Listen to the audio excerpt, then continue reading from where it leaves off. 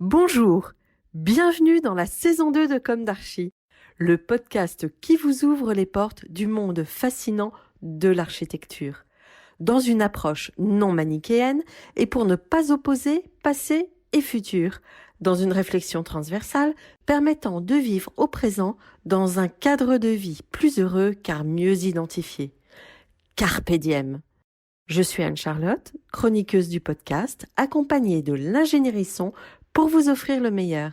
Merci et heureuse de votre fidélité. Maintenant, place au talent. Bienvenue dans Comme d'Archi.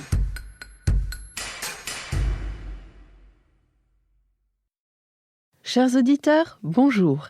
Retrouvons-nous aujourd'hui pour un Comme d'Archi au format court, pour accompagner cette période de Noël en douceur sur un sujet symbolique mais non religieux ou pas vraiment.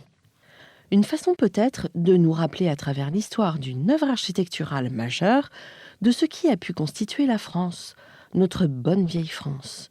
Pour ma part, et comme beaucoup d'entre nous, je déteste la violence.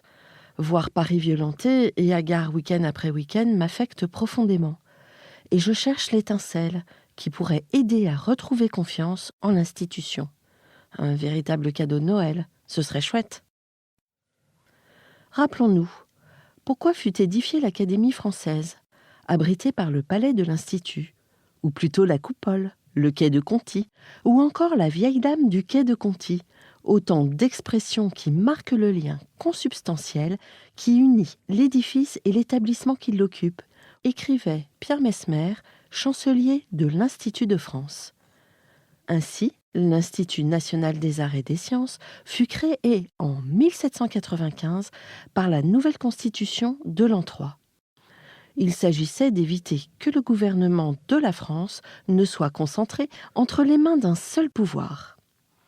Après ses premières armes, dans les murs du Louvre, il lui faut laisser la place aux chefs-d'œuvre rapportés des campagnes napoléoniennes, rassembler les grandes œuvres. Alors, l'Institut national des arts et des sciences, ce qui deviendra l'Académie, s'impose dans les murs de l'ancien collège des 4 nations. Ce collège est lui-même édifié un siècle et demi plus tôt par Mazarin pour unir la France, rassembler les 4 ultimes territoires de cette France à la physionomie quasi identique aujourd'hui. Les 4 nations de France, d'Angleterre, de Normandie et de Picardie, et la boucle est bouclée. Le programme du collège était de pouvoir enseigner aux jeunes étudiants français et assimilés les arts et les sciences, d'y rassembler la collection d'ouvrages de Mazarin et d'édifier une chapelle pour y abriter son tombeau. L'édifice allait s'ériger tel un signal, affirmant l'unité de l'Église et de l'État au sortir de la Fronde, traçant une voie glorieuse au jeune règne de Louis XIV. Colbert, intendant du cardinal Mazarin, a carte blanche pour le choix de l'architecte. Il désigne Levaux, jeune architecte récemment nommé architecte du roi à la mort de Lemercier. Et ce, en dépit de l'émulation des architectes et artistes italiens. Les dés du projet étaient jetés à la mort de Mazarin le 9 mars 1661. Colbert continuera l'œuvre, dont le choix du site aurait été entériné après la mort du commanditaire.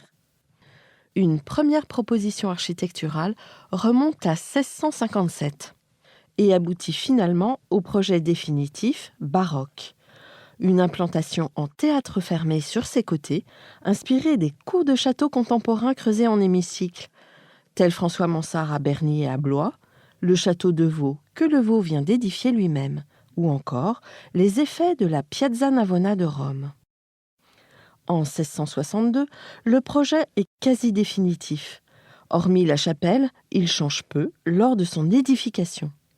Du côté du quai, la composition est encadrée par 2 pavillons, coiffés de hauts combles, spécialité de l'architecture française en héritage des tours médiévales, souligne Jean-Pierre Bablon. D'ailleurs, on retrouve ces tours rive droite au Louvre. Bablon ajoute à sa description: au centre du dispositif se dresse l'église du collège. 2 plans centrales, coiffés d'un dôme, thème récurrent de l'architecture religieuse, Elle procure le motif axial nécessaire et fait écho au pavillon à dôme que Levau construit lui-même en face au Louvre.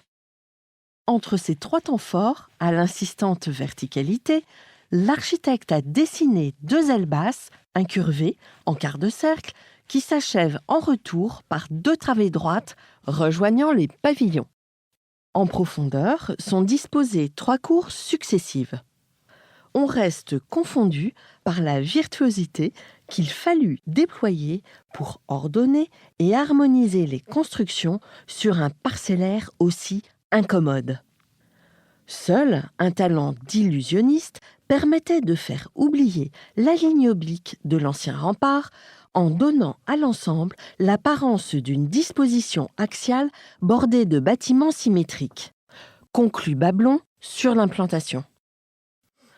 Ce véritable projet urbain, œuvre menée par le promoteur-constructeur comptant parmi les plus actifs de l'île Saint-Louis, Levau, fut complété par Napoléon avec le pont des Arts, en fer, annonçant lui-même élégamment l'ère industrielle.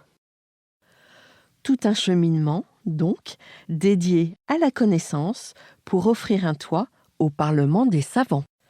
Car, outre les prix et fondations, l'Institut contribue aux travaux des savants grâce à sa bibliothèque, dont les collections ont été enrichies au fil des ans par des donateurs exceptionnels. Le savoir, c'est ce qui donne la liberté. Non d'aller gueuler en horde à garde sur les barricades. Le savoir, aujourd'hui, est concentré dans des serveurs au pouvoir de recherche décuplé, tellement plus accessible. Quelle chance avons-nous ?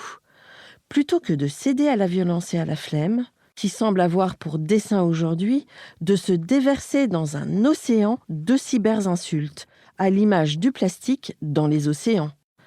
Servons-nous plutôt de cette force numérique et de nos symboles pour avancer durablement. Ayons des projets. Chers auditeurs, ce même numéro sera diffusé en anglais mercredi. Ne soyez pas étonnés, je prends quelques jours de vacances méritées. Retrouvons-nous très bientôt et quoi qu'il arrive à la rentrée 2021, le 4 janvier plus exactement, avec de nouvelles interviews et sujets. Gardons nos cœurs au chaud et même si nous sommes 6 à table, joyeux Noël, prenez soin de vous. Au revoir.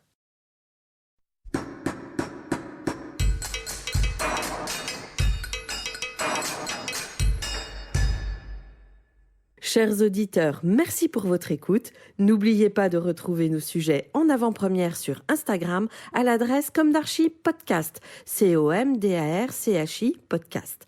Si vous aimez ce podcast, favorisez sa diffusion en lui donnant 5 étoiles sur Apple Podcast, plus un petit commentaire, ou sur votre plateforme de podcast favorite. Et surtout, abonnez-vous pour écouter tous nos épisodes gratuitement. À bientôt et d'ici là, prenez soin de vous.